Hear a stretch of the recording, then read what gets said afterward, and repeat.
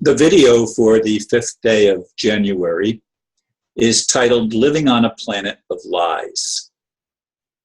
Yes, I feel as if I am in the process of disillusionment. I watched a video showing that the Challenger team is still alive. I've also been exploring many other things that contradict what we've been taught all of our lives. Obviously, to me, anyway, we've been fed a bill of goods, lies, all of our lives. Does this have anything to do with the God of this world being Lucifer? Probably. And all those who have been in power, whatever name you wish to call them, have been masters of deception. We've all been hoodwinked big time. For me, the only truth is love.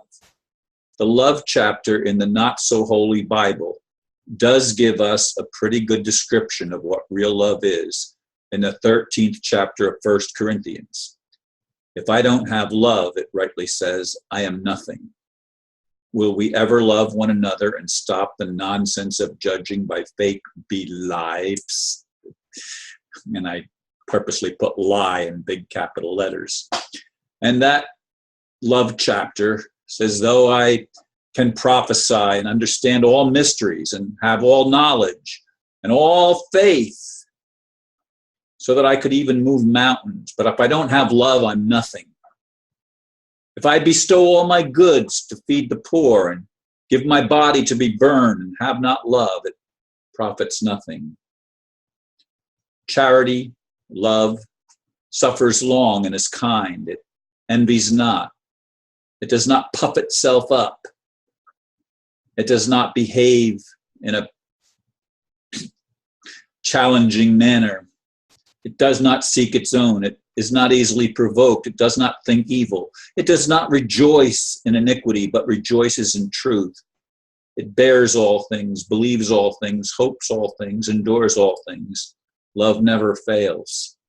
That's the first part, actually, of the 13th chapter of 1 Corinthians that I just sort of summed up by putting some of it in out of King James English, which is what's on the screen, and just putting it in modern English. It's the charity, it's love. Charity is something else that's been distorted. Everything in our lives has been distorted. And when I mentioned the Challenger, that's that rocket ship that blew up. And supposedly, all of those people were killed.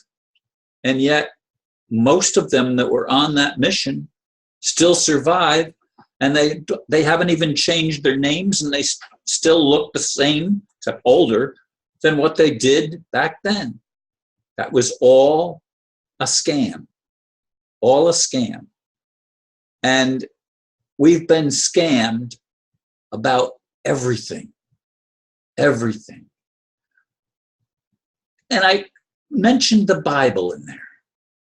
I grew up from when I learned how to read. I started as an early teen. I think I wasn't even a teenager yet. I think I was only 12 maybe, when I started reading the Bible through every year, or at least reading the Bible a lot every year. And then as a mid-teenager, reading it through year by year. And I did that into my 30s. I memorized lots and lots of scriptures, though I didn't stay, because I didn't stay in the Bible. I explored many other things, other religions and everything. But look at the religions. Look at Islam, the newest one of the 5 major ones. I mean, it has people claiming that they were told to kill the infidels. And of course, the Jews have been at war with the world for forever. And what about Jesus? I'm beginning to wonder if he ever really existed. And that's something that's the real challenge for me, folks. It's not something that I take lightly. And yet the principles of love are real. The principles and the teachings of Jesus much of them anyway, have been very meaningful to me. But the core, the center, is love. And religions do not love one another. The Muslims fight the Christians, and they fight the Jews, and the Buddhists and the Hindus fight each other. And this stuff has been going on forever, because everybody has this thing that we're right.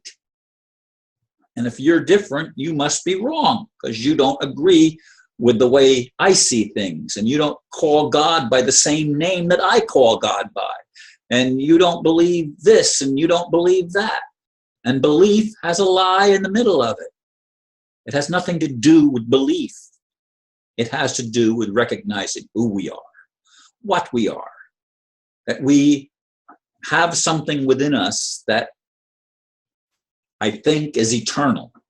I think has nothing to do with the manifestation that I'm currently Ron Van Dyke, that I was something else, some other name before I became Ron Van Dyke, because I just keep having these experiences, but I keep getting caught back in the lie and keep repeating over and over and over again, going around and around in circles and never getting anywhere, never getting out of the conundrum, because somehow some creator allowed a liar to call itself God.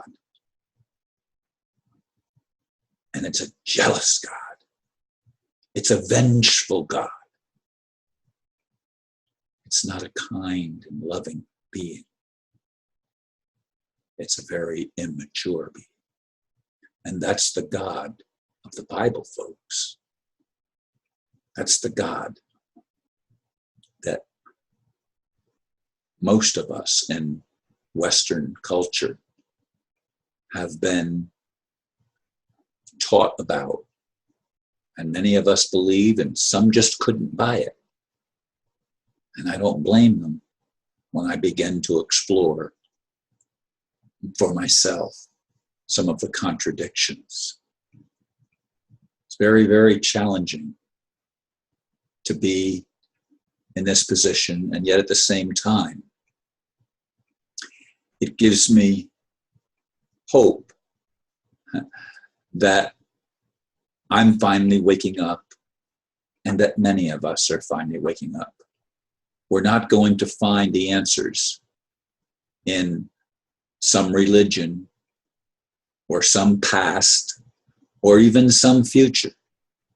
We're only going to find the answers when we recognize who we are right now, and we learn and we accept that the only way out of this endless cycle of reincarnation or insanity, whatever you want to call it, the only way out is to remember who we are and that we are here to love.